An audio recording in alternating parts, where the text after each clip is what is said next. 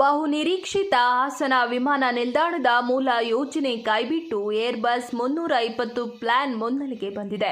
ಇದಕ್ಕಾಗಿ ಹೆಚ್ಚುವರಿ 23.24 ಎಕರೆ ಭೂ ಸ್ವಾಧೀನ ಪ್ರಕ್ರಿಯೆ ಪ್ರಾರಂಭಗೊಂಡಿದೆ. ಪ್ರಸ್ತುತ ರನ್ವೇ 2.25 ಕಿಲೋಮೀಟರ್ ಇದ್ದು ಏರ್ಬಸ್ 320ಗೆ 3.3 ಕಿಲೋಮೀಟರ್ ರನ್ವೇ ಬೇಕಿರುವ ಕಾರಣ ಹೆಚ್ಚುವರಿ 1.1 ಕಿಲೋಮೀಟರ್ ಹೆಚ್ಚಿಸಲು ನಿರ್ಧರಿಸಲಾಗಿದೆ. ಯೋಜನೆ ಸಕಾರಕ್ಕೆ ವಿದ್ಯುತ್ ಮಾರ್ಗ ಸ್ಥಳಾಂತರ, ಯೋಜನಾ ವೆಚ್ಚ ಹೆಚ್ಚಳ ಹೀಗೆ ಒಂದಿಲ್ಲೊಂದು ಸಮಸ್ಯೆಗಳು ಎದುರಾಗುತ್ತಲೇ ಇದೆ. ಇದರ ನಡುವೆ ಯೋಜನೆ ಬದಲಾಗುತ್ತಿರುವುದನ್ನು ಗಮನಿಸಿದರೆ ನಿಲ್ದಾಣ ಕಾಮಗಾರಿ ಪೂರ್ಣಗೊಂಡು ವಿಮಾನ ಹಾರುವುದು ಯಾವಾಗ ಎಂಬುದು ಯಕ್ಷ ಪ್ರಶ್ನೆಯಾಗಿದೆ. ನಿರ್ದೇಶಕ ಸತೀಶ್ ಚಂದ್ರ ಹಾಗೂ ಜಿಲ್ಲಾಧಿಕಾರಿ ಸತ್ಯಭಾಮ ಅಧ್ಯಕ್ಷತೆಯಲ್ಲಿ ಆಗಸ್ಟ್ 9ರಂದು ನಡೆದ ಪ್ರಗತಿ ಪರಿಶೀಲನಾ ಸಭೆಯಲ್ಲಿ ಪ್ರಗತಿಗಿಂತ ಸಮಸ್ಯೆಗಳು ಅನಾವರಣಗೊಂಡಿತು. ಅಷ್ಟರಲ್ಲಿ ಸರ್ಕಾರ ಸತೀಶ್ ಚಂದ್ರ ಅವರನ್ನ ಬಿಬಿಎಂಪಿಗೆ ವರ್ಗ ಮಾಡಿದೆ.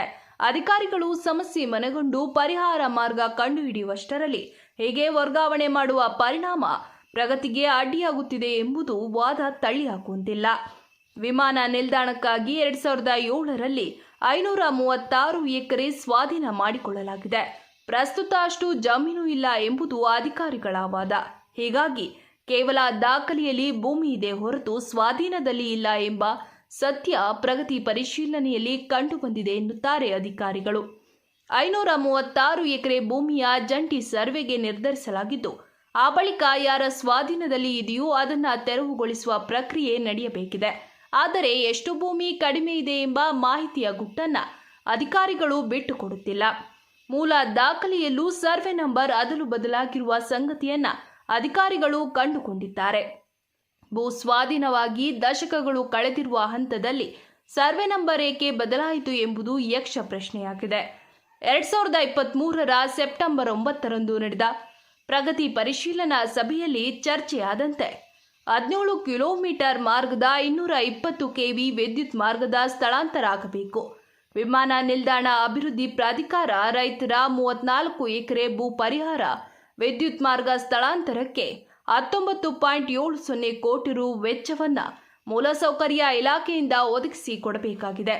ವಿಮಾನ ನಿಲ್ದಾಣಕ್ಕಾಗಿ ಜಮೀನು ನೀಡಿದ ರೈತರು ತಮ್ಮ ಗ್ರಾಮಗಳಿಗೆ ತೆರಳಲು ಪರ್ಯಾಯ ರಸ್ತೆ ಬೇಡಿಕೆ ಇಟ್ಟಿದ್ದಾರೆ. ಆ ರಸ್ತೆ ಕಾಮಗಾರಿಯೂ ಆಗಿಲ್ಲ. ಇದಕ್ಕಾಗಿ ಸಾಕಷ್ಟು ಚರ್ಚೆ ನಡೆದಿದೆ. ಸಂಪರ್ಕ ರಸ್ತೆ ಮತ್ತಿತರ ಉದ್ದೇಶಕ್ಕೆ 144.28 ಎಕರೆ ಭೂಮಿ ಸ್ವಾಧೀನಪಡಿಸಿಕೊಂಡು ಗುತ್ತಿಗೆ ಕಂಪನಿಗೆ ಒದಗಿಸುವಂತೆ ಕೇಂದ್ರ ಸರ್ಕಾರಕ್ಕೆ ಪತ್ರ ಬರೆಯಲಾಗಿತ್ತು. ಅದಕ್ಕಾಗಿ ಹಣ ಬೇಕು. ಆ ಭೂಮಿ ಬಳಿಕ ಸ್ವಾಧೀನ ಆಗಬೇಕು. ಇದೆಲ್ಲ 1-2 ದಿನದ ಕೆಲಸವಲ್ಲ ಎಂಬುದು ಸತ್ಯ. ಅಂತಾರಾಷ್ಟ್ರೀಯ ಮಟ್ಟದಲ್ಲಿ ವಿಮಾನ ನಿಲ್ದಾಣ ಸ್ಥಾಪನೆಯಾಗಬೇಕು. ಕಾರ್ಗೋ, ಗಾಲ್ಸ್ ಎಲ್ಲವೂ ಆಗಬೇಕು ಎಂದು ಯೋಜನೆ ರೂಪಿಸಲಾಗಿತ್ತು.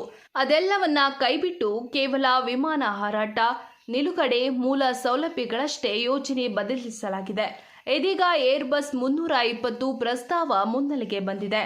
ಭಾರತದ ಅತಿದೊಡ್ಡ ವಿಮಾನ ಸಂಸ್ಥೆ ಇಂಡಿಗೋ ಫ್ರಾನ್ಸಿಸ್ನ ಏರ್ಬಸ್ ಕಂಪನಿಯ ಜೊತೆ 500A.320 ಮಾದರಿ ವಿಮಾನ ಖರೀದಿಗೆ ಒಪ್ಪಂದ ಮಾಡಿಕೊಂಡಿದೆ. ವಿಶ್ವದ ಕುಟುಂಬದ ಗ್ರಾಹಕರಾಗಿ ಮಾರ್ಪಟ್ಟಿದೆ. ಅಂತಾರಾಷ್ಟ್ರೀಯ ಮಟ್ಟದ ವಿಮಾನ ಹಾರಾಟಕ್ಕೆ ವ್ಯವಸ್ಥೆ ಕಲ್ಪಿಸಬೇಕು ಎಂಬುದು ಉದ್ದೇಶವಾಗಿದೆ.